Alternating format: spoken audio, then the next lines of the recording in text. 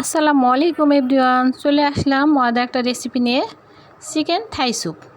বাড়িতে থাকা সামান্য কিছু উপকরণ দিয়ে এই চিকেন থাই স্যুপটা তৈরি করে নেওয়া যায়। এটা বাচ্চাদের খুবই পছন্দের একটা রেসিপি, কিংবা মেহমান আসলে আপনারা ঝটপট এই চিকেন থাই স্যুপটা তৈরি করে নিতে পারেন। খুব মজাদার।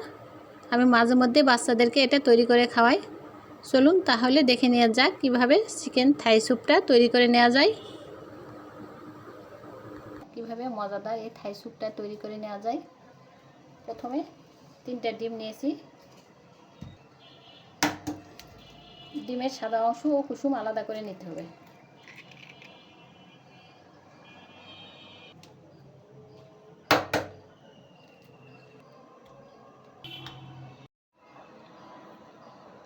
এখন আমি এর মধ্যে দিয়ে দেবো টমেটো সস 3 টেবিল চামচ, সয়া সস 1 টেবিল চামচ, লেবু 1 টেবিল চামচ, গোলমরিচের গুঁড়া 1 চা চামচ, 1 চা চামচ কালো গোলমরিচের গুঁড়া, চিনি 1 টেবিল চামচ, স্বাদ মতো লবণ, 3 টেবিল চামচ কর্নফ্লাওয়ার।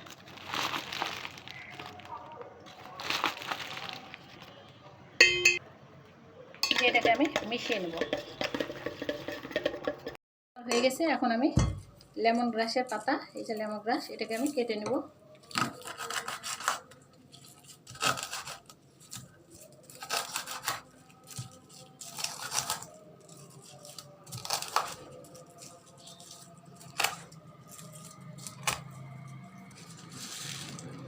এগুলোকেও এর মধ্যে আমি দিয়ে দেবো।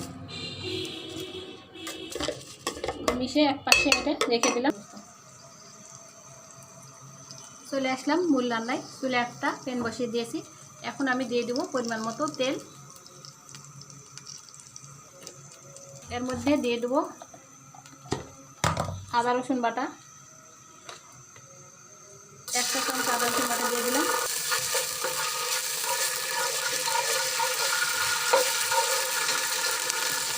নেড়ে চেড়ে নিয়ে এখানে দিয়ে দিলাম এভাবে কুচি কুচি করে কেটে না মুরগির বুকের মাংস।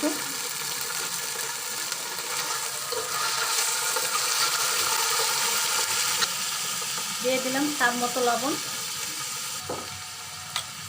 গুঁড়া দিয়ে দিলাম 1 চা চামচ,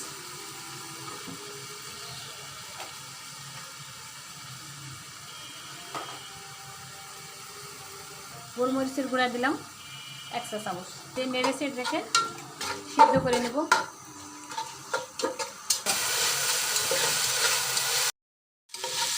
নেড়ে চেড়ে এগুলোকে ভেজে নিলাম। এখন এখানে দিয়ে দেব পরিমাণ মতো পানি।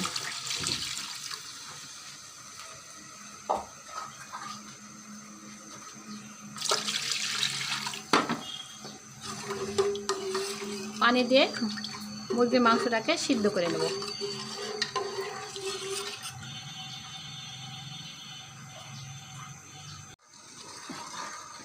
এই যে মাংসটা সিদ্ধ হয়ে গেছে। এখন আমি এই মিশ্রণটা এর মধ্যে ঢেলে দেব।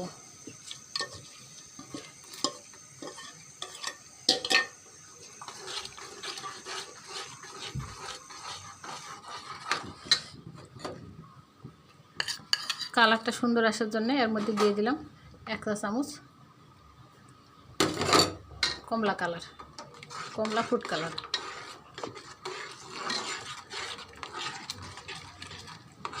এখন অনবরত নাড়তে থাকবো, তলায় যাতে না লেগে যায়।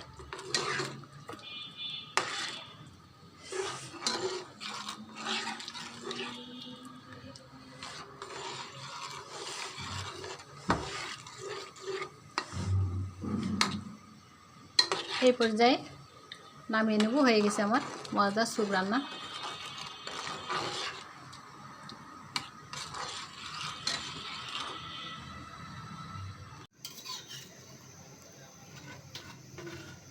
এই যে বন্ধুরা হয়ে গেছে। এই পর্যায়ে আমি এটাকে নামিয়ে নেব। এখন বাটিতে ঢেলে দিলাম।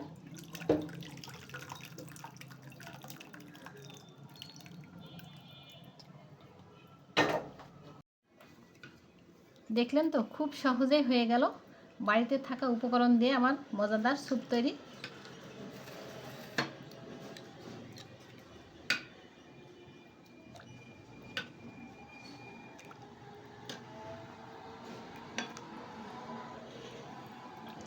এখন একটু খেয়ে দেখে আপনাদেরকে।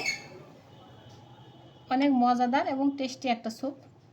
বাড়িতে থাকা সামান্য কিছু উপকরণ দিয়ে এই স্যুপটা তৈরি করে নেওয়া যায়। আমার রেসিপি যদি ভালো লাগে তাহলে লাইক কমেন্ট শেয়ার করে পাশে থাকবেন। আজকের মতো এই পর্যন্ত। আসসালামু আলাইকুম, আল্লাহ হাফেজ।